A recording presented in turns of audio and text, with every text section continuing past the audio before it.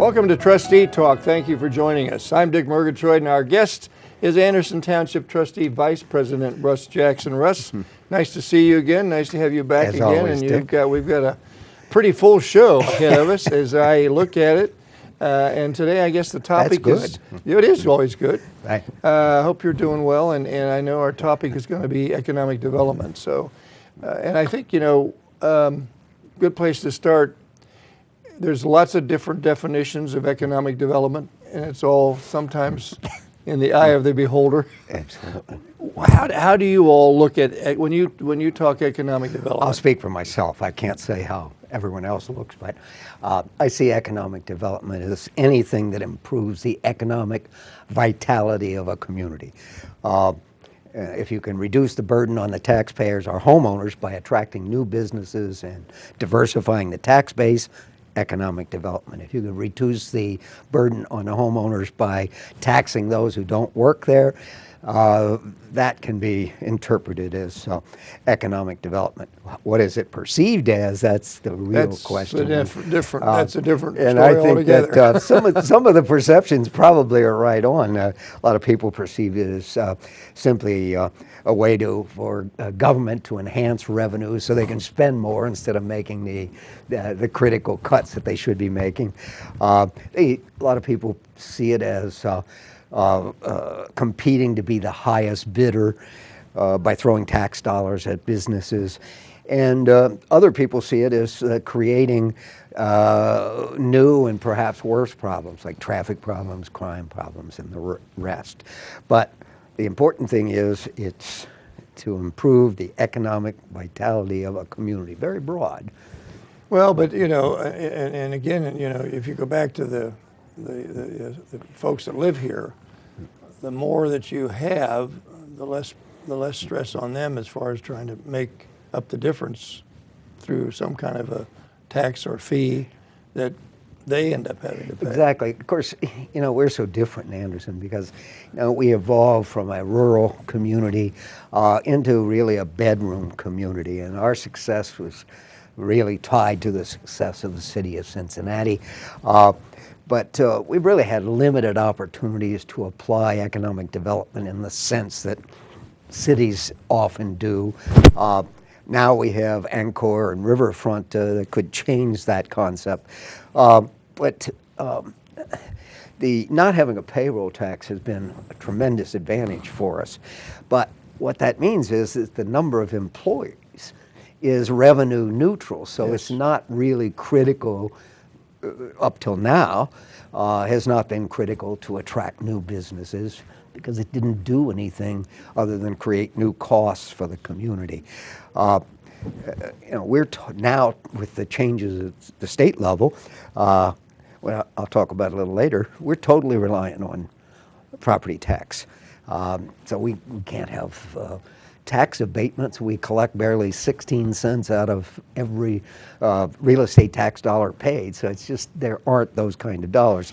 Well, I think that's something I don't think people realize either. I think sometimes when they look at their whole tax bill, the property tax is a small piece of what they're paying, and I think they don't realize that. I think they think all of it goes. Well, I'm sure they think all of it goes to the township. To the township. As I said, I'll just use the term 16 cents out of every dollar, and the rest of it goes to other entities, the schools, right, and the county and the zoo, and they have a levy on the ballot, a renewal, and the library, they have a levy on the ballot, a renewal. Yeah. So, we just get this little bit, and that really is going to be all we get. Now, the difference in the city of Cincinnati is that property taxes are really, I shouldn't call them insignificant, but they're a minor part of their revenues. Their revenues come from payroll tax. Absolutely. Taxing people from all over the region who work in there. And so there really is a big difference. We've had to focus on strengthening and enhancing our property values for the resale market, because that's really been an important part of what we call the Anderson package, the schools, the parks, green space. Absolutely. Public services and taxes. And all you got to pay for all that. And how are you going to pay for it? Right. Yes. Yeah. How do you differ? I guess, well, you've already kind of hit on that, I guess, a little bit, how you differ from other communities, which I think you've kind of hit on, is that you just have it's a different way of Well, it has been up to now. And I know you had mentioned before about talking about JEDs and JEDs and all these other exotic new things that we're reading about. You know, they're acronyms for something. JED, for example, is Joint Economic Development District, and a JEDS is a Joint Economic Development Zone. And you're going to hear about some new ones. You're going to have CEDA, C-E-D-A, Yes.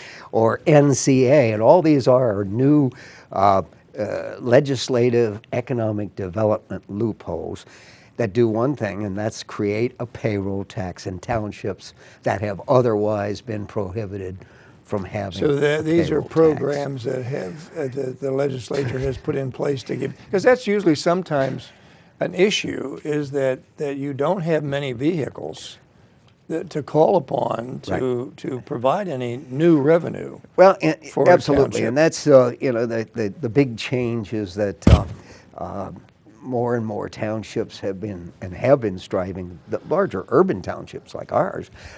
If we were a city, we'd be probably 17th largest in the state. To put us on an even playing field with the cities and villages, because they've had a whole lot of advantages that we never had. The JED, for example, and all these new things were all intended under economic development. Now, whether or not they end up really providing economic development, that's the excuse for them. The JED is an agreement with a company where the township fronts a whole lot of money for a building or whatever in exchange for the collection of a payroll tax from the employees that come and work for the company that moves there. The key to it, though, the unfortunate part is, since townships can't collect the tax, they've got to enter into an agreement with a city or a village, and the city or village collects the tax and then takes a cut off the top and then gives the rest back. The rest goes back to the township. Now, is that a permanent tax? No, not necessarily. It's based on some based on contractual year. Yeah. And the whole idea is that there are enough revenues that come back to offset the investment. Right. Because the township, in this case, would have to put the money up front and then collect it back over 20, 25 years or whatever. But that's what a JED is. The one key to it is that if you have this other entity collecting the tax for you, you could enter into an anti-annexation agreement with that entity.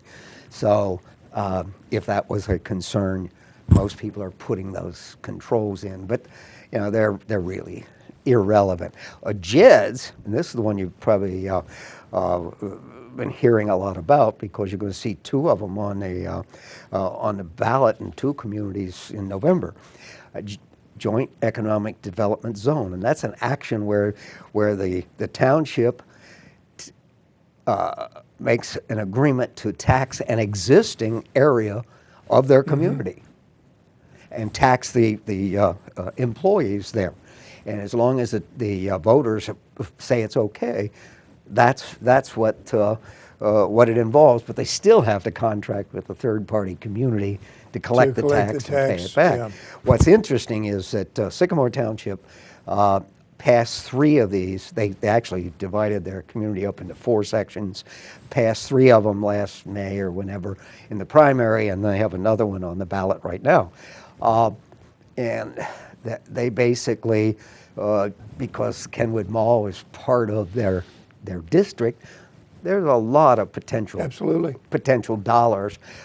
They lost so much, even more than Anderson Township, out of the changes at the state level, particularly the death tax and the inheritance tax, because over the years they had encouraged senior centers or senior facilities to move into their community. Right. So they had all these seniors who were not like in Anderson where they moved to Florida. They were living there, passing away, and they were collecting giant amounts of inheritance tax. Well, that's all gone away. And I say that's a good thing because I really fought, even though I knew we were going to lose a bundle, because I thought it was the wrong thing. Yeah. And the state did the right thing. So they have been, Sycamore has been hurt by it, and so they've implemented these JEDs. The Columbia Township is the other one. You're going to see that. Now, this is going to be interesting because Sycamore is almost 20,000 people. Columbia has about 4,500 people. It's kind of disjointed if you're familiar with Columbia Township. Right. They have one on the ballot. Their problem has been that they couldn't even get another community to collect the tax for them because there just weren't enough dollars. You know, unless you have a Kenwood Mall like Sycamore has, the potential's not there, because when somebody takes a cut off the top, what's left to justify the action? And I think Columbia is going to have, and they've been very clear that it's to solve their revenue problems, and even though it's theoretically supposed to be economic development. Well, you know, now are those permanent, or do they have to vote on those every so often? No, they are the terms of the contract. So if it's a 30-year or 40-year or whatever, so they would last that long. So no, they aren't renewable or anything like that. Now, does the rate set in by the community that they contract with? Oh, that they contract with. That they contract with, yes. So if they're a low-end rate community, then the taxpayers end up with a low rate. If they contract with a higher rate, then they'll be paying the higher rate. The interesting thing is that they theoretically are supposed to hold their own residents harmless. But what happens is the tax is collected from the residents who work in their community. Then at the end of the year, they have to file for a rebate. So how much of that's going to happen? You know, they'll just fall right through the through the cracks. Yes, I understand that. But in theory, it sounds terrific. That they have. It sounds good. Now, has that had an impact where they've initiated that tax? Has it had an impact on losing businesses out of that community because of that? First place, they haven't been in place long enough to find out, but it's doubtful. Now, Columbia might be a little different because they're putting a burden maybe on such a small pot of potential, where in Kenwood Mall, what people they don't care about their employees who don't live there anyway. Right. So I don't see it as a major detriment to, major factor. What's really interesting on the JED side, not on the JED side, is the one where you enter into this agreement with a company that wants to come into your area. Is that there's legislation pending now because of the fact that a lot of the promises haven't been kept as to number of employees. But once you've given the money, how do you get it back? So now the legislature is trying to say, okay, how do we penalize companies who promise to hire 8,000 and only hire 800, and the investment's already made? That was going to be interesting to see. And that is going to be an issue with a lot of companies. Well, it is already, and now these are on JEDs that are in place by cities and villages. This hadn't even gotten to the township level yet. Yeah, because there's no guarantee. I guess there is no guarantee that they will fulfill their end of the bargain. Well, it's in the contract, but what's the penalty? Yeah, really. What do you do? Slap them on the hand? Yeah, really. Naughty. Too bad. Life goes on. Hey, we'll move to another community. That's they could care less. Yeah, that's the sad part about it, isn't it? It really, it's really kind of a crapshoot, I guess. And you put good faith in it and hope that it all. The problem with them, these are all, in my opinion, diversions. A lot of it's game playing. Yeah, how do you, solve a problem rather than facing up to the real problem? Yes. And that's the big. Because you're putting a Band-Aid on it. That's all you're doing. That's what you're doing. Now, if you have a potential, as I said, the Kenwood situation. And That's big, pretty solid. big bucks. Yeah, Big yeah, bucks that's there. pretty solid. But just to do it because you think you're going to solve some short-term problem, that's, to me, is just not the right approach. You know, there are a lot of, around the state, there are a lot of cities and municipalities will be calling these things tax grabs, I guess they call them. And they are. And they are. I mean, no matter how you cut it, that's right. exactly what I mean, they come they're down to. justifiable because of what's happened at the state level. When you take a Sycamore losing maybe 70-some% of their general fund revenue because of reduction in the local government fund, elimination of personal property tax, and the elimination of the death tax, that is big numbers. Oh, Bill, yeah. And if you built your whole budget around it, you have to deal with it. And we saw it coming, and maybe that's the difference, that we saw the whole thing coming and said, hey, you know, we got to make these cuts early on, knowing that it's going to happen. which was a smart move on your Yeah, part. you know, you want to say whether we were smart or not, but we at least were conservative enough to. Well, but you know, that is the thing. You were, because you know, you've avoided probably a much greater disaster than some of these cities or counties are facing, because they didn't think ahead, and now they're stuck having to scramble with Yep. the hopes that these kind of programs are going to make up the difference. And as you Right. said before, no guarantee. You know, the key to all of it goes way back to the very philosophical beginning of the fact that if you don't make long-term commitments and obligations, then you can make adjustments. Yes. But these people that make these major long-term commitments, one of the major long-term commitments is hiring people. Yes. It's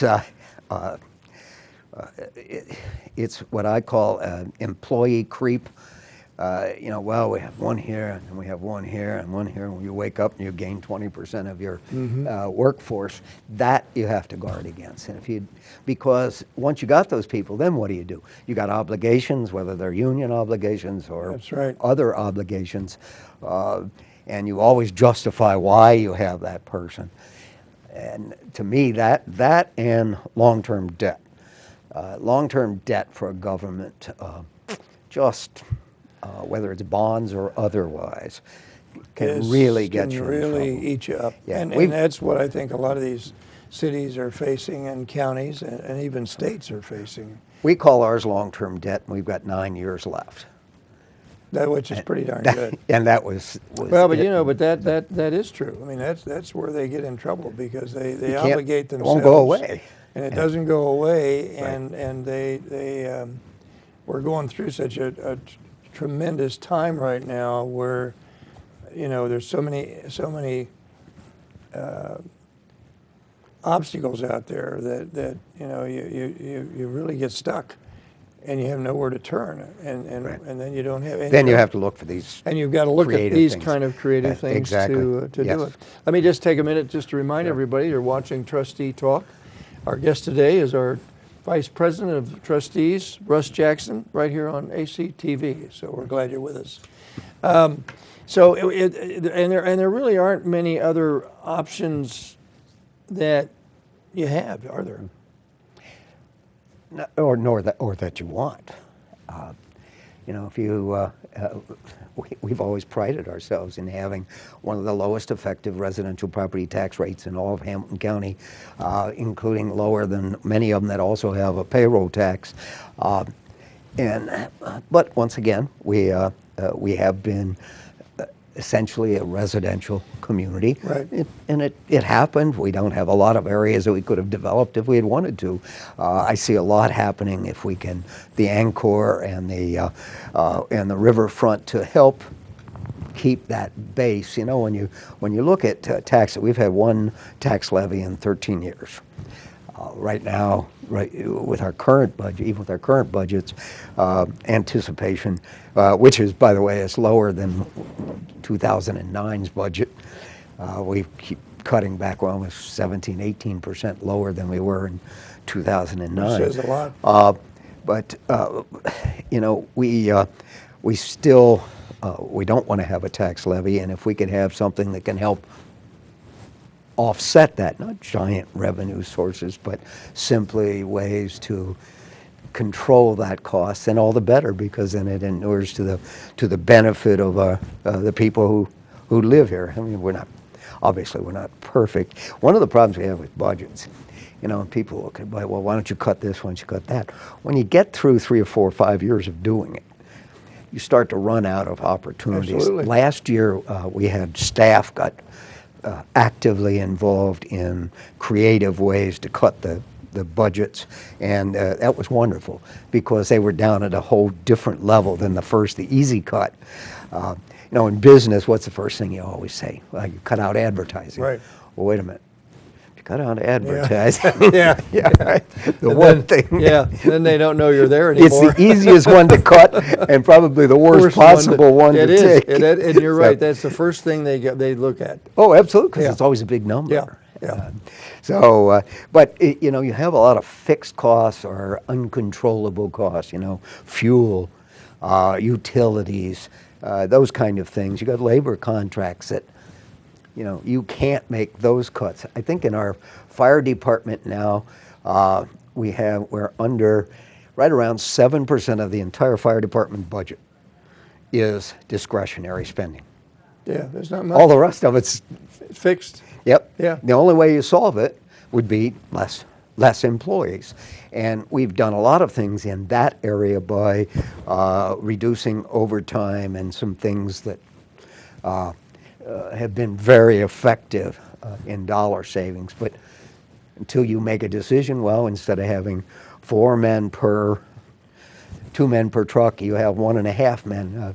We could go out and hire half men. Yeah. We could save a bundle Save of a money. Yeah. bundle of money, and that is because I think that's the thing that it's no different than anything else. Your cost to provide services continues to go up, and your revenue stream does not necessarily match that. Right. And you have, so you really do get into a situation where you have to make some really tough decisions, which then the constituents get upset because we're not providing the same level of service yes. that they're used to having. You're right, and we've really fought to retain the same level of service, not more, but definitely not less, but just do it better. Yeah. And that's More efficiently. If you can. more Yeah. efficiently if you can, and that seems to have worked.